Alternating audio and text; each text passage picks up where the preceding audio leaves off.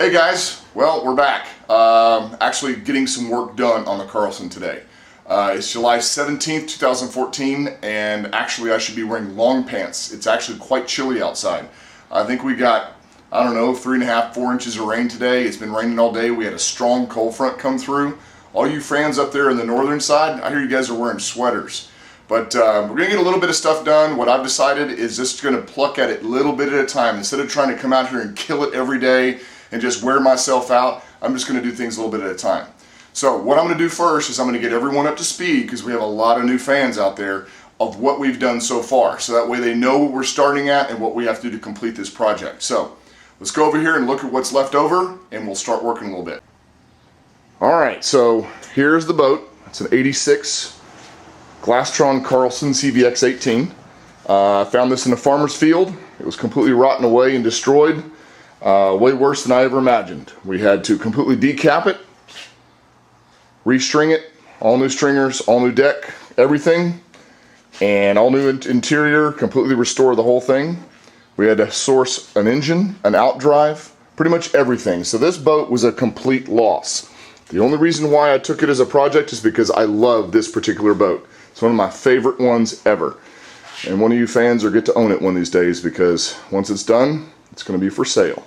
So, what do we have left? Well, we have the interior done. It's sitting in my storage unit. You can see some of the pieces out here, and right there it's all redone. We did it all back to factory colors.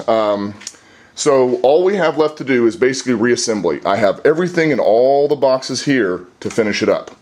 You see that little coiled up piece right there? That's that CVX18 decal that cost me so much money to have remade. So, where do we stand? We need to finish bolting down the engine, which that's what we're going to do today. We're going to put the battery compartment thing in today. We're going to get the trim pump mounted down, see about running the hoses and all that kind of stuff, and seeing what we need.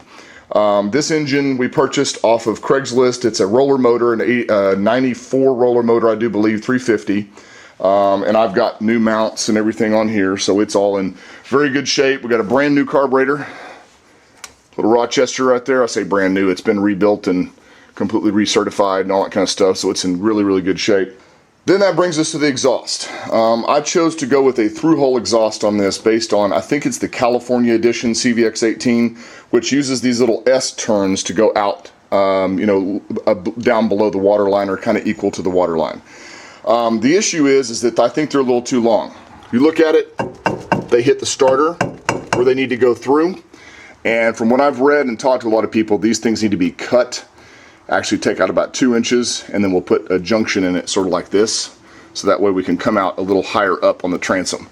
I would like to go a lot higher if I could and almost go straight through like this, but you can see the steering mechanism's in the way.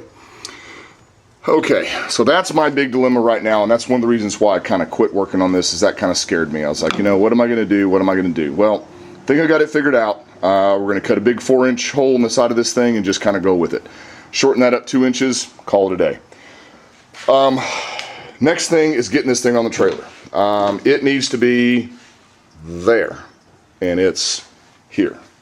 Well, by putting the engine in this, it made it very, very heavy, and I'm worried about getting it down this driveway. But we've come up with a plan, is I'm actually going to put like a big bumper or big pads on the back here. We're going to back it out against either the van or my truck, and we're actually just kind of roll it down the driveway with that in front of it, so that way it doesn't get out of control. Then we'll get it up on the trailer that way.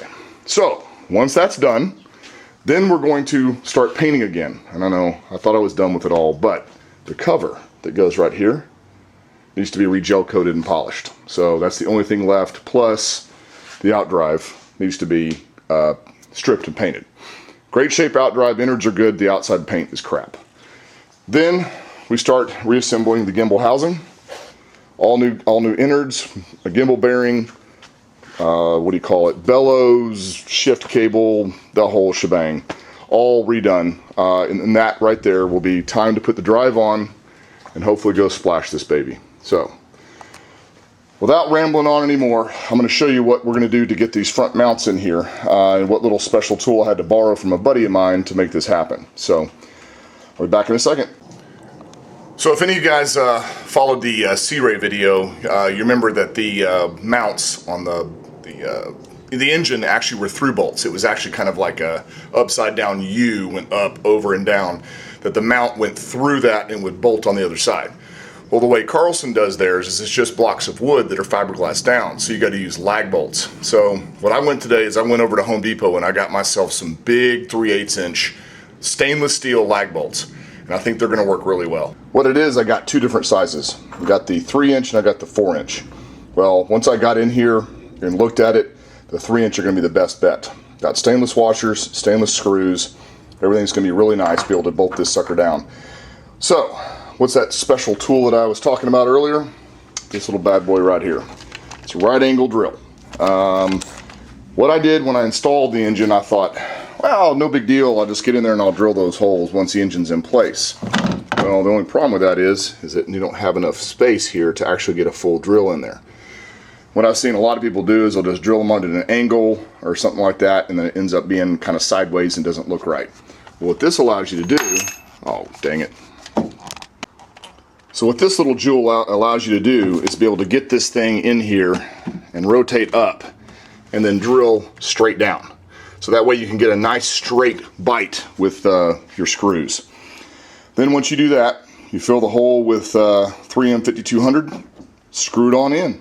And I think I'm using 5/16 or something, I forget what the size this is. What I do is I kind of look at the bite. If you were to hold it here, see if I can get this on camera. If you were to hold this up here in relation to the back, and it's hard to see on camera, but the threads are wider than this particular drill bit itself, so it's getting a good bite.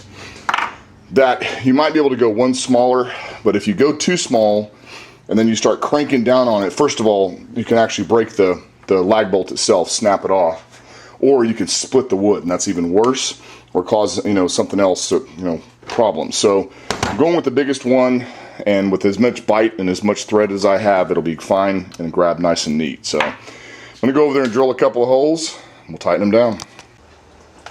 All right, here we go. Let's move this little hose out of the way.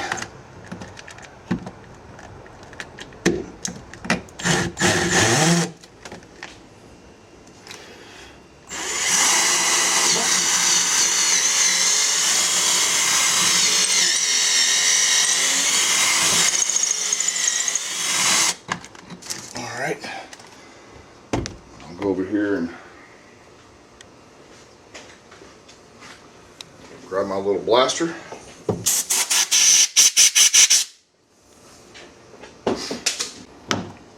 Take our trusty 5200. Put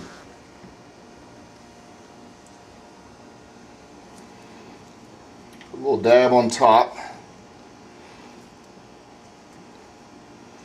I'm putting a little blob in there, so that way when the screw goes in there, it kind of wraps around the threads as it goes in. Oops.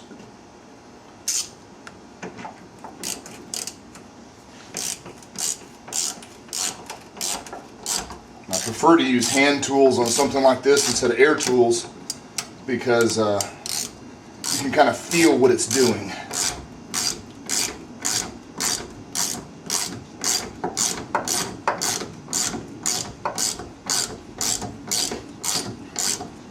And I had somebody ask me one time about lag bolts in a front engine mount and that they're weaker. But you got to remember the transom plate in the back has got 8 bolts going through a 2.5 inch thick transom. And that's what the majority of the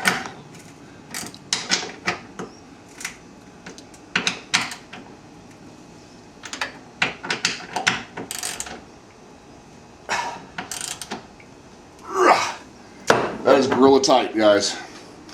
Alright, my little buddy Zachary and I are going to go around and finish the rest of these. We'll be back in a second. Alright, Zachary is completing the installation of the battery tray. That is all just a very, very simple molar battery tray for a 24 series battery.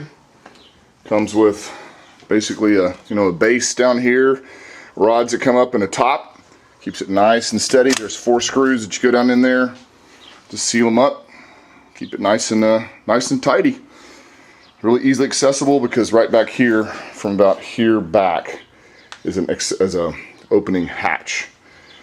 You can see also we got the 4 bolts in there, and those kind of wore both Zachary and I out. We kind of ran into a problem on this side. The drill was real hard to get down in here. So I had to kind of cram it down in there and got it, and I ended up breaking off this little O-ring right here, which is no big deal. We'll resolder one on there, but that's what goes on your alternator. So it wouldn't be a J project without breaking something, so it's all done. And now we're kind of at a point where I need to get this thing back on the trailer, and I'm actually going to save that for probably next couple of days. We might do it on Sunday or something. I'll call my buddies to come help me out. I need to make sure, first things I got to do is I got to replace the front winch on there, which I do have, but it's just a matter of unbolting its 2 bolts and throw it on there. It'll take 10 minutes. I'm hoping that that winch is strong enough when we line the front of this cradle up to it that we can just basically wet all the bunks with some water, that it's enough to push this boat off of the, or pull the boat off of this, what do you call it, cradle. I could be completely wrong. We'll see. We may end up having to jack it up on some jack stands or something like that to get it off. But at least we got a little bit of work done. Now it's ready, I know for a fact, to go on the trailer. I have no excuses now but to make it happen. Everything's clean. Get it over there. Start our paint work. Till next time, guys.